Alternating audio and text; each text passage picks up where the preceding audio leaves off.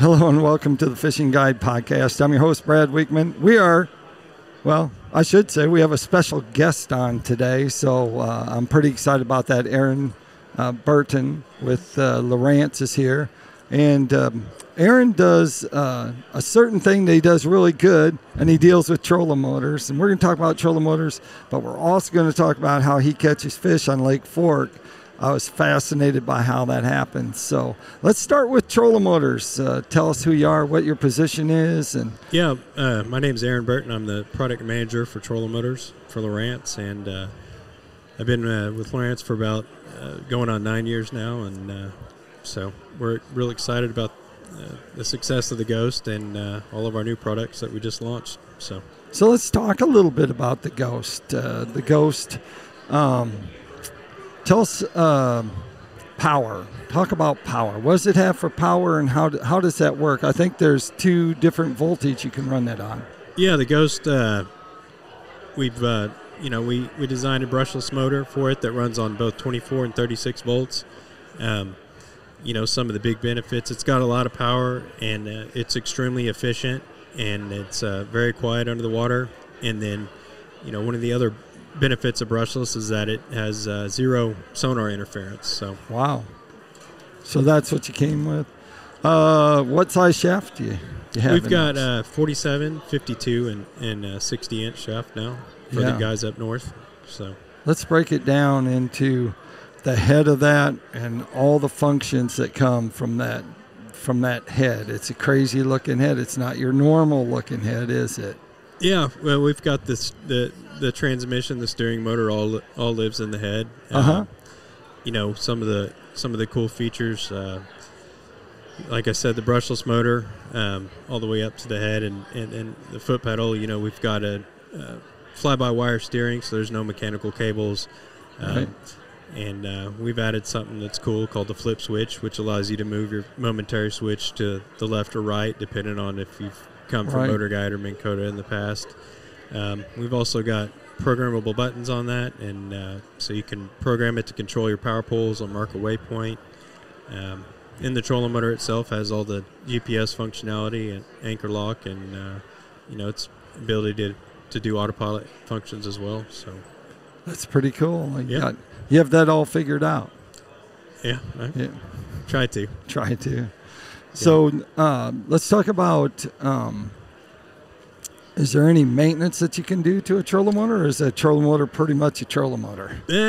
Depending on, what part of the country you live in, you might have to do a little bit of maintenance. We always recommend taking some kind of lubricant, like a lithium grease, on the front latch block that you pull when you want to stow it. Okay. As well as, you can use a dry lube on some of the bushings up front and on the back of the mount, just to keep things nice and quiet. And, okay. One of the other simple things to do is, if your indicator arrows, if you noticed it starting to slow down and not track as well, you can easily take a flathead screwdriver and pop the indicator off the top of the head and make sure those races are nice and clean and everything's free of debris, so it'll perform. All right. Well, that sounds pretty simple. Yep, simple enough. So I know that there's a nose cone that comes with the Ghost trolling motor. Talk about what comes with it, and if there's optional sonar transducers you can add to that. Yeah, so the Ghost comes with an HDI nose cone out of the box. One of the cool things we wanted to do with the Ghost is to offer an interchangeable nose cone system that's easy for the consumer to switch your sonar technologies out. The HDI offers chirp sonar as well as down scan imaging. And one of the options that you can purchase is the Active Imaging 3-in-1 nose cone, which gives you chirp traditional sonar, down scan, as well as side scan.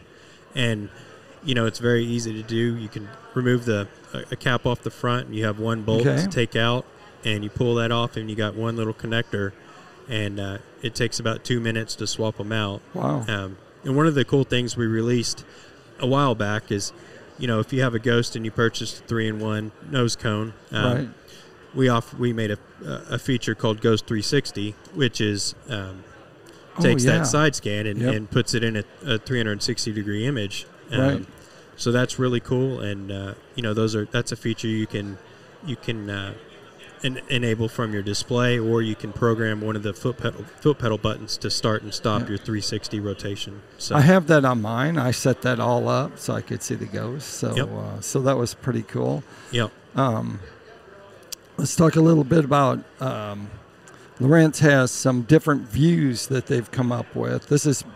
We're at Red Crest right now, and you'll be seeing more and more about it, but we just saw it. So what are the 3 views that you now have? So we just launched the ActiveTarget 2 live sonar transducer, and with that we have 3 new views. If you have the new HDS Pro we just launched, you can run a forward and scout mode view on a split on a single unit. Right. We've also got a 180 view that positions one transducer forward and one back, so you've got a forward facing live sonar. You can see under the boat all the way to the back. And we've also got one real cool thing I'm excited about called Scout Wide, which takes our traditional transducer in scout mode, which gives you 135 degrees, but now you can add 2 of them, so you get a full 270 degree picture, and 18 degrees top to bottom on that. And that's when you take your forward transducer and you're turning them sideways. So real excited about those. Some great views that are there, and just released, just to be able to see more about them probably later on. And then that takes us to the point of fishing, because you can't just sit there and think about trolling motors and electronics all day long. Got to go fishing, right? Oh yeah. And so the other evening, Aaron was telling me all about how he was catching them down on Lake Fork, and the water was stained, and how he was able to find them. And after about 35-40 minutes, we decided, man, we just need to do a podcast show, and tell people like how he was doing it. And so tell us how you're doing that. Yeah, so I take a trip down to Lake Fork every year about this time or April to search for bed and bass and try to catch a double-digit fish. And last year we were there. There'd been a lot of rain, and Fork was down about 6 feet. Right. And we had 0 sun, so sight fishing was completely out of the equation. So the first day we got there, I decided to run that ActiveTarget in scout mode. Right.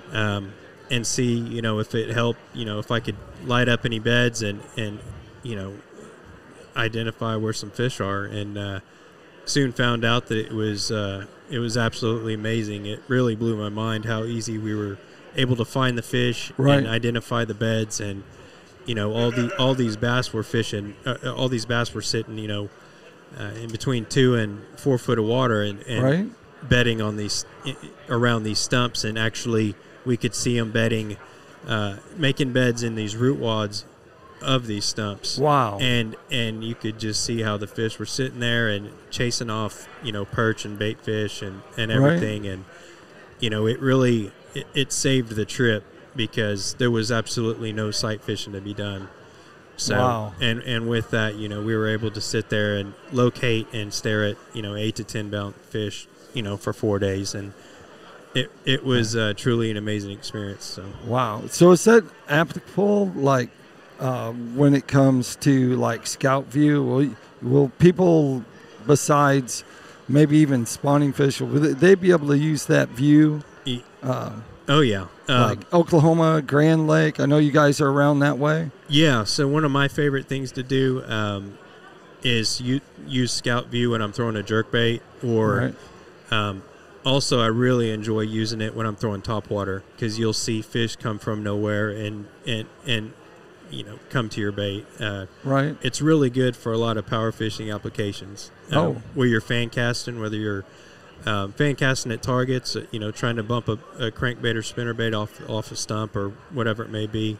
Also, when you're chasing bait, a lot of times, obviously, you want to know where those shad are schooling up, and it makes all of that really, really easy. And this year we've also come out with a shallow scout bracket, and the shallow scout bracket actually goes on the top of the lower unit itself, and it's got a much narrower it's basically a flat, straight out view. Which is going to allow you to utilize that scout view and see much further in under 10 foot of water. Wow. So it's once people start really using Scout more often, they'll find that it truly is a game changer in a lot of situations. And you also had the ActiveTarget 2 came out. So you had ActiveTarget, and now you got ActiveTarget 2. Tell us a little bit, what's the difference between the original and now the 2? Yeah, so ActiveTarget 2, we've already taken a really good high resolution image, and we've really changed a few things around, which is going to give you a much more consistent bottom and a much better tracking targets, tracking baits at further out ranges, where you're going to have just consistency throughout the image. Before on ActiveTarget 1, sometimes you would get into some situations where you may see the bottom go from real hot to have a dark spot to back to hot. Now everything's real consistent throughout the image, and it's really good resolution. So we're excited about that. That's good. That takes us. I wanted to mention one of the, like we talked about, the dual views with ActiveTarget 2. We've added what's called a ping sync cable between the two modules, and that just allows you to use multiple active targets at one time without getting that interference that you get otherwise. So that's the change in the Pro, where you're plugging 2 in and you're keeping them separate in the ping. Yeah. So. All right. Well, good. Now, that takes us up to Tackle Time. Tackle Time sponsored by PICO Lures. PICO Lures has a complete line of hard and soft baits. Any kind of big old bass that live down there in Texas, and you're catching them on the Scout wide, and you're looking at them, they got something you can pitch into them, or they got bass, jig heads. If you're crappie fishing, walleye fishing, striper fishing, white bass fishing, smallmouth fishing, any kind of fishing, they got a lure that'll catch fish on it. So make sure you check them out at PicoLures.com.